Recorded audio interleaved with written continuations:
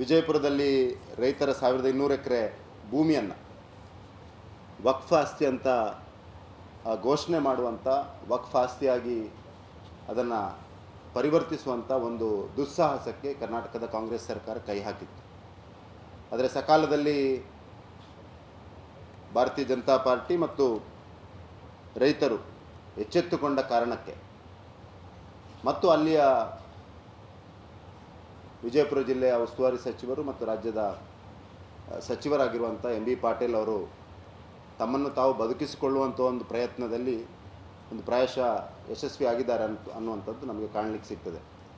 ಮುಖ್ಯಮಂತ್ರಿಯವರು ಅದರ ರಿವ್ಯೂ ಮಾಡಲಿಕ್ಕೆ ಹೇಳಿದ್ದಾರೆ ಮತ್ತು ಅದನ್ನು ಹೇಗೆ ಮೂಡಾದಲ್ಲಿ ಅವರು ವಾಪಸ್ 14 ಸೈಟ್ಗಳನ್ನು ವಾಪಸ್ ಕೊಡುವಂಥ ಪ್ರಯತ್ನ ಮಾಡಿದರೆ, ಅದೇ ರೀತಿಯ ಪ್ರಯತ್ನವನ್ನು ಇಲ್ಲಿ ಕದ್ದು ಸಿಕ್ಕಿಬೀಳುವಂಥ ಸಂದರ್ಭದಲ್ಲಿ ಕದ್ದ ಮಾಲನ್ನು ವಾಪಸ್ ಕೊಟ್ಟು ತಾನು ಕಳ್ಳ ಅಲ್ಲ ಅನ್ನುವಂಥ ಒಂದು ಅನ್ನು ನಿರೂಪಿಸಿಕೊಳ್ಳಲಿಕ್ಕೆ ಈ ಕಾಂಗ್ರೆಸ್ ಸರ್ಕಾರ ಹೊರಟಿದೆ. ಈ ವಕ್ಫ್ ಕಾನೂನೇನಿದೆಯೋ, ಈ ವಕ್ಫ್ ಕಾನೂನು ಒಂದು ರೀತಿಯಲ್ಲಿ ಮರಣ ಶಾಸನದ ರೀತಿಯಲ್ಲಿ ವಕ್ಫ್ ಕಾನೂನಿದೆ. ಹಾಗಾಗಿ ಇದನ್ನು ಅರ್ಥ ಮಾಡಿಕೊಂಡಿರುವ ಸನ್ಮಾನ್ಯ ಪ್ರಧಾನಮಂತ್ರಿ ನರೇಂದ್ರ ಮೋದಿ ನೇತೃತ್ವದ ನಮ್ಮ ಕೇಂದ್ರ ಸರ್ಕಾರ ಈ ವಕ್ಫ್ ಕಾನೂನಿಗೆ ಅಮೆಂಡ್ಮೆಂಟ್ಸ್ಗಳನ್ನು ತರುವಂಥ ಪ್ರಯತ್ನ ಮಾಡಿದಂಥ ಸಂದರ್ಭದಲ್ಲಿ ಮತ್ತು ಕಳೆದ ಲೋಕಸಭಾ ಅಧಿವೇಶನದಲ್ಲಿ ಇದನ್ನು ಲೋಕಸಭೆಯಲ್ಲಿ ಮಂಡಿಸಿದಂಥ ನಂತರ ಇದರ ಬಗ್ಗೆ ಸಮಗ್ರ ಚರ್ಚೆ ಆಗಬೇಕು ಮತ್ತು ಪೂರ್ತಿ ಕಾಂಪ್ರಿಹೆನ್ಸಿವ್ ಆಗಿ ಚರ್ಚೆಯಾಗಿ ಒಂದು ಒಳ್ಳೆಯ ಕಾನೂನನ್ನು ಅಮೆಂಡ್ಮೆಂಟ್ಗಳನ್ನು ತರಬೇಕು ಅನ್ನುವಂಥ ಪ್ರಯತ್ನಕ್ಕೋಸ್ಕರ ಒಂದು ಜಾಯಿಂಟ್ ಪಾರ್ಲಿಮೆಂಟ್ರಿ ಕಮಿಟಿಯನ್ನು ಕೂಡ ಫಾರ್ಮ್ ಮಾಡಿದೆ. ಈ ಜಾಯಿಂಟ್ ಪಾರ್ಲಿಮೆಂಟ್ರಿ ಕಮಿಟಿಯನ್ನು ಫಾರ್ಮ್ ಮಾಡಿರುವಂಥ ಸಂದರ್ಭದಲ್ಲಿ ಈ ರೀತಿ ತುರಾತುರಿಯಾಗಿ ಕರ್ನಾಟಕದಲ್ಲಿ 50 ವರ್ಷ ಹಿಂದಿನ ಒಂದು ಗೆಜೆಟ್ ನೋಟಿಫಿಕೇಷನ್ ಏನಿದೆಯೋ, ಆ ಗೆಜೆಟ್ ನೋಟಿಫಿಕೇಷನನ್ನು ಇವತ್ತು ಅನುಷ್ಠಾನ ಮಾಡುವಂಥ ಒಂದು ಪ್ರಯತ್ನವನ್ನು ರಾಜ್ಯದ ವಕ್ಫ್ ಮತ್ತು ಅಲ್ಪಸಂಖ್ಯಾತ ಖಾತೆ ಸಚಿವರಾದಂಥ ಜಮೀರ್ ಅಹಮದ್ ಖಾನ್ ಅವರು ವಕ್ಫ್ ಅದಾಲತ್ಗಳನ್ನು ಎಲ್ಲ ಕಡೆ ಮಾಡ್ತಾ ಅದನ್ನು ವಕ್ಫ್ ಆಸ್ತಿಯಾಗಿ ಘೋಷಿಸುವಂಥ ಈ ತುರಾತುರಿ ಏನು ಅನ್ನುವಂಥದ್ದು ನಮಗೆ ಗೊತ್ತಾಗ್ತಾ ಇಲ್ಲ. ಪ್ರಾಯಶಃ ಮುಖ್ಯಮಂತ್ರಿಯವರ ಆದೇಶದ ಮೇರೆಗೆ ಇದನ್ನು ಮಾಡ್ತಾ ಇದ್ದಾರೆ ಅನ್ನುವಂಥ ಭಾವನೆ ನಮಗಂತೂ ಖಂಡಿತವಾಗಿ ಬರ್ತಾ ಇದೆ. ಒಂದು ಕಡೆಯಲ್ಲಿ ಕಾಂಗ್ರೆಸ್ನ ಸದಸ್ಯರು ಜಾಯಿಂಟ್ ಪಾರ್ಲಿಮೆಂಟರಿ ಕಮಿಟಿಯೊಳಗೆ ಗದ್ದಲವನ್ನು ಎಬ್ಬಿಸಿ ಈ ಜಾಯಿಂಟ್ ಪಾರ್ಲಿಮೆಂಟರಿ ಕಮಿಟಿಯ ಪ್ರೊಸೀಡಿಂಗ್ಸ್ಗಳನ್ನು ಡಿಲೇ ಮಾಡುವಂಥ ಪ್ರಯತ್ನವನ್ನು ಮಾಡ್ತಾ ಇರೋದು. ಮತ್ತೊಂದು ಕಡೆಯಲ್ಲಿ ಕಾಂಗ್ರೆಸ್ನ ರಾಜ್ಯ ಸರ್ಕಾರ ಹಳೆಯ ತಪ್ಪಾದ ಗೆಜೆಟ್ ನೋಟಿಫಿಕೇಷನ್ಗಳನ್ನು ಇವತ್ತು 50 ವರ್ಷದ ನಂತರ ಅನುಷ್ಠಾನ ಮಾಡಲಿಕ್ಕೆ ಪ್ರಯತ್ನ ಮಾಡ್ತಾ ಇರೋದು ಒಂದಕ್ಕೊಂದು ಪೂರಕವಾಗಿ ನಡೀತಾ ಇದೆ ಅನ್ನುವಂಥ ಒಂದು ಸಂಶಯ ಕೂಡ ನಮ್ಮ ಮನಸ್ಸಲ್ಲಿ ಬರಲಿಕ್ಕೆ ಪ್ರಾರಂಭ ಆಗಿದೆ. ನಾನು ಈ ಸಂದರ್ಭದಲ್ಲಿ ವಿಶೇಷವಾಗಿ ಕರ್ನಾಟಕ ರಾಜ್ಯದ ಬಗ್ಗೆ ಉಲ್ಲೇಖ ಮಾಡಲೇಬೇಕು.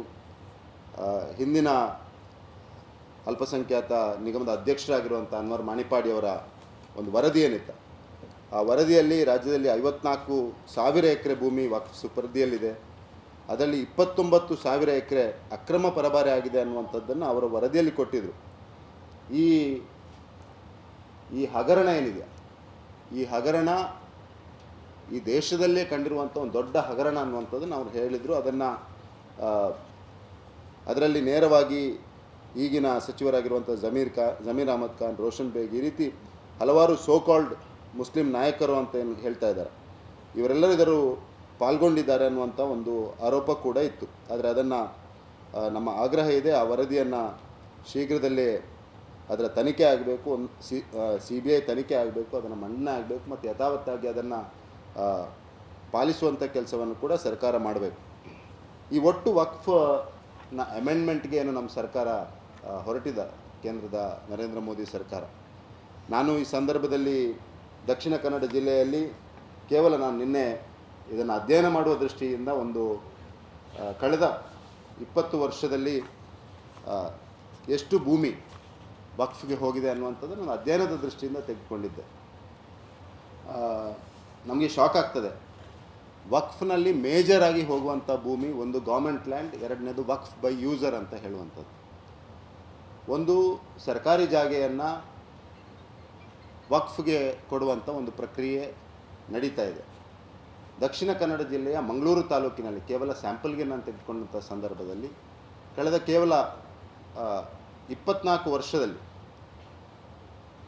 ಒಟ್ಟು 37 ಪ್ರಾಪರ್ಟಿಗಳು ವಕ್ಫ್ಗೆ ಹೋಗಿದೆ. 37 ಪ್ರಾಪರ್ಟಿಗಳು. ಆ 37 ಪ್ರಾಪರ್ಟಿಗಳಲ್ಲಿ 50% ಪ್ರಾಪರ್ಟಿಗಳು ಗೌರ್ಮೆಂಟ್ ಲ್ಯಾಂಡ್ ಅಥವಾ ವಕ್ಫ್ ಬೈ ಯೂಸರ್ನ ಆಧಾರದಲ್ಲಿ ಹೋಗುವಂಥದ್ದು. ಸೊ ನಾನು ಹೇಳಲಿಕ್ಕೆ ಹೋಗಿರೋ ಅಂಶ ಏನಂದರೆ, ಈ ಎರಡು ಕಾಂಟ್ರವರ್ಷಿಯಲ್ ವಿಷಯ ಇರೋದು ವಕ್ಫ್ ಆ್ಯಕ್ಟ್ನಲ್ಲಿ. ಒಂದು, ಗೌರ್ಮೆಂಟ್ ಜಾಗೆಯನ್ನು ವಕ್ಫ್ಗೆ ಕೊಡುವಂಥದ್ದು. ವಕ್ಫ್ಗೆ ಕೊಟ್ಟ ನಂತರ ಅದನ್ನು ಪ್ರಶ್ನಿಸುವಂಥ ಅಧಿಕಾರ ಇರೋದು ಟ್ರಿಬ್ಯುನಲ್ಗೆ ಮಾತ್ರ. 95ರಲ್ಲಿ ತಂದ ಅಮೆಂಡ್ಮೆಂಟ್ ವಕ್ಫ್ ಆ್ಯಕ್ಟ್ನ ಆಧಾರದಲ್ಲಿ ಒಮ್ಮೆ ವಕ್ಫ್ ಅಂತ ಆ ಪ್ರಾಪರ್ಟಿ ನೋಟಿಫೈ ಆಗಿಬಿಟ್ರೆ ಅದನ್ನು ಪ್ರಶ್ನಿಸುವ ಅಧಿಕಾರ ಇರುವಂಥದ್ದು ಟ್ರಿಬ್ಯುನಲ್ಗೆ ಮಾತ್ರ. ಟ್ರಿಬ್ಯುನಲ್ ಕೊಟ್ಟ ಆದೇಶವನ್ನು ಪ್ರಶ್ನಿಸುವ ಯಾವುದೇ ಕೋರ್ಟ್ ಇಲ್ಲ. ಹೈಕೋರ್ಟ್ಗೂ ಹೋಗುವಾಗಿಲ್ಲ, ಸುಪ್ರೀಂ ಕೋರ್ಟ್ಗೂ ಹೋಗುವಾಗಿಲ್ಲ. ಒಂದರ್ಥದಲ್ಲಿ ನಮ್ಮ ಸಂವಿಧಾನದ ವಿರೋಧಿ ಆಗಿರುವಂಥ ಕಾನೂನು ವಕ್ಫ್ ಕಾನೂನು ಅನ್ನುವಂಥದ್ದನ್ನು ಈ ಸಂದರ್ಭದಲ್ಲಿ ಹೇಳಲಿಕ್ಕೆ ಬಯಸ್ತಾ ಇದ್ದೀನಿ.